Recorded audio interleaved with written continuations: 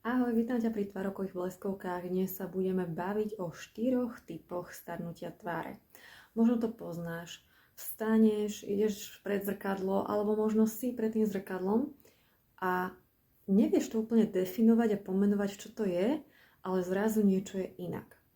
A ty začneš skúšať možno rôzne krémy, pomôcky alebo čokoľvek iné na to, aby si zabránila tomu, čo vidíš v tom zrkadle, aby si to vnímanie iného už nevidela, aby to bolo ako predtým.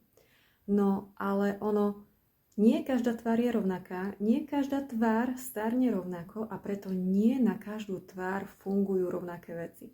Čiže možno sa môže stať, že ty používaš na svoju tvár niečo, nejaké tie konkrétne možno techniky alebo hmaty a nefunguje ti to, hoci Katka odvedla, používa to isté a je to krásne zabralo. Takže poď pohodlne sa usaď a pozrieme sa na to, aké tie 4 typy sú a či sa v niektorom z nich nájdeš. Čo ti chcem však povedať je to, že zvyčajne starneme rôzne, to je pravda individuálne, avšak zvyčajne sme kombináciou niektorých z týchto 4 typov, niekto možno až všetkých, niekto vlastne 2, 3. V každom prípade jeden typ prevláda. Potom som zvedavá, pokojne mi napíš pod video, v ktorom type si sa spoznala a či konkrétny tip 3, ktorý ti na to dám, si vyskúšala a čo naň hovoríš. No a prvý typ rozoberieme si Moniku. Monika pôsobí unavenie, hoci sa tak nemusí cítiť. Nepôsobí možno ani nejakým spôsobom starší na svoj vek, ale to, čo skutočne z nej vyžaruje, je ako by bola vyčerpaná. To znamená oči, ktoré sú možno opuchnuté, alebo naopak môžu mať iné druhy kruhov pod očami, alebo možno mierne vtiahnuté dovnútra. A líčka, ktoré sa prepadávajú celkovo, jej tvár pôsobí vyčerpaným dojmom. No a akým spôsobom môžeme Monike pomôcť, je to taký ten omyl, ktorý býva častý, je, že je potrebné, aby sa takzvané odpuchla. Ale to nie je pravda. To, čo potrebuje, je zlepšiť objem, zväčšiť objem. A práve preto si teraz zacvičíme spoločne a usmejeme sa smer uši. Vydržíme 10 sekúnd, čiže dôležité, aby sme neťahali do očí. 5, 6, 7, 8, 9, 10. Uvoľníme.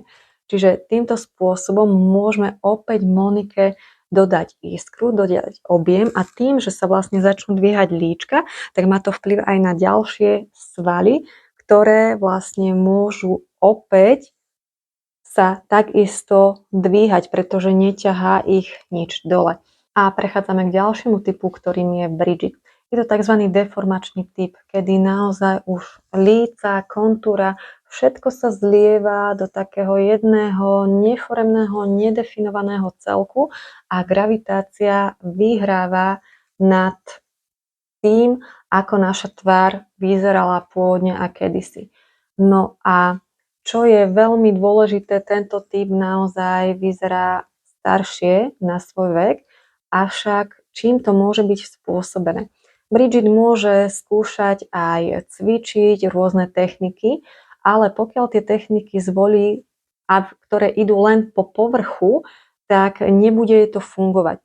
Môže pracovať na zlých miestach alebo teda nesprávnych miestach, ktoré jej nepomôžu v tom, čo aktuálne na svojej tvári vidí a čo potrebuje riešiť ako prvé.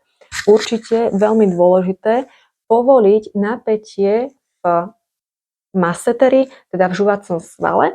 Podložíme si palce pod stánku a ukazováky s prostredníkom dáme pred ucho, povolíme čelusť a premasírujeme.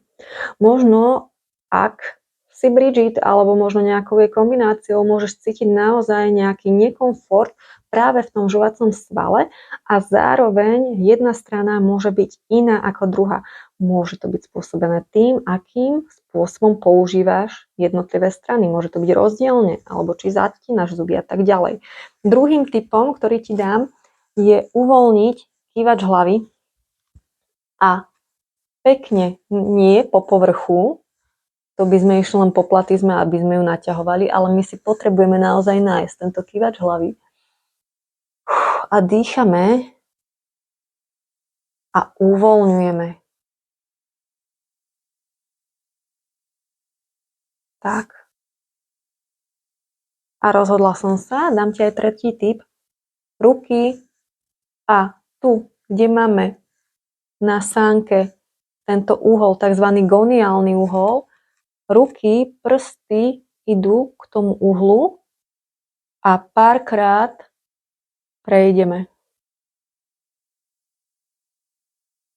Tak, keď sa Bridget zameria na správne časti svojej tváre, samozrejme doplnené o to, aby aj tie ďalšie cviky doplňali ten konkrétny celok, tak určite vie zaznamenať krásny pokrok. A prechádzame na ďalšiu krásnu dámu a to je Cindy. A tento typ je taký veľmi svalový, muskulatúrny, s takými črtami jasnými, definovanými. A tu dlho sa nedeje nič a odrazu ako by došlo vlastne z noci do rána k takej tej zmene na tvári. No a tu je potrebné povolovať tenziu, respektíve napätie. Nie robiť ďalej a viac a silou to prebíjať, ale naopak byť veľmi jemný. Keď pri Bridget sme išli naozaj do takých tých hlbokých zmien, tak pri tom muskulatúrnom type potrebujeme trošičku naozaj uvoľniť. To uvoľnenie napríklad môže prísť cez, keď pôjdeme, vyskúšajme od krídel nosa a pekne preštipkáme líčka až k ušiam. Ešte raz. Dýchame nosom, vydychujeme nosom alebo ústami. Keď vydychujeme ústami alebo nosom, môžeme si predstaviť, ako uvoľňujeme aj napätie, ktoré sa hromadilo v tej ktorej oblasti. Čiže naozaj pri Cindy pôjdeme do skôr uvoľňovania. Keď sa jej tvár uvoľní, stráti sa takéto napätie z jej tváre a bude pôsobiť o mnoho mäkšie a uvoľnenejšie, oddychnutejšie. Tu som vám ešte ukázala takú tzv. Kolísku od krídel nosa a týmto spôsobom smerom až k spánkom.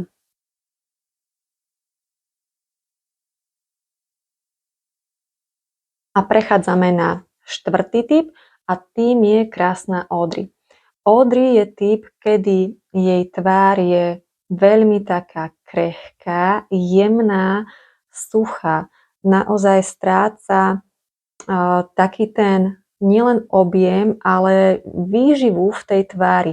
Je veľmi vráskavá, či už na líčkach, alebo okolí úst, alebo v okolí očí, či na čele. Tu tie techniky sú opäť také veľmi jemné a čo je veľmi, veľmi dôležité pri každom jednom z typov, ale pri Audrey obzvlášť, naozaj nezanedbávať aj výživu a pitný režim znútra. A pitný režim znamená to, aby tie bunky dostatočne boli hydratované, aby dokázali v sebe udržať tú vodu. Dobre, a vráťme sa teda k tej Audrey. Na ňu budú fungovať také jemné techniky, čiže naozaj zo začiatku by som išla do takého hladkania tej tváre, ale veľmi, veľmi vyživenej tváre. Čiže najprv predtým, ako by som ju išla masírovať, tak by som si ju riadne ošetrila. To znamená, že dala sérum očný a krém, očný krém a krém, respektíve najprv očný, potom sérum a potom krém. A zároveň potom, keď by som ju išla masírovať, dopriala by som jej ešte výživu olejom. Trebárs mandľový, ten je úžasný, vyživujúci. A keby sa mi jedná o čelo, tak naozaj, kľudne aj pri tom krémovaní, len jemne prehladka, čiže už aj keď sa nakremuješ a cítiš, že ti nedrhnú tie ruky, že sa ti nezadrhávajú, tak vlastne by som sa prehladkala. Alebo kľudne prehladkať, keď už mám ten krém na tvári a keď si ho aplikujem, tak sa prehladkám. Tak, čiže Audrey naozaj potrebuje taký jemný prístup, najmä teda zo začiatku, keď cítime, že tá pleť potrebuje veľmi vyživiť a nasať do seba takej tej šťavnatosti, tak to poviem. No a ako som spomínala, tieto typy neprichádza len sám, ale v kombinácii, čiže zároveň kombinovať s cvičením alebo technikami vhodnými pre ten, ktorý konkrétny ďalší typ na tej svojej tvári pozorujem. A každý jeden typ starnutia, ktorý na sebe a svojej tvári nosíme, nepotrebuje opravu. Potrebuje jedine uvedomenie a pochopenie a tým pádom nastavené správne techniky, ktoré tvojej tvári v tú, ktorú konkrétnu chvíľu a čas vyhovujú. Tak až sa ti dnešné bleskovky páčili, hoď odber, budem sa snažiť každý jeden mesiac prispieť takouto troškou do poznania a uvedomenia svojej tváre. A ak si praješ, aby sme možno spoločne prešli nejaké tie techniky, ktoré sa hodia pre tvoju tvár, alebo praješ si ísť, začať hneď a cvičiť, tak pozývam ťa do môjho online klubu, si v ňom vítaná. Tak zatiaľ maj sa krásne, pekný deň, ahoj.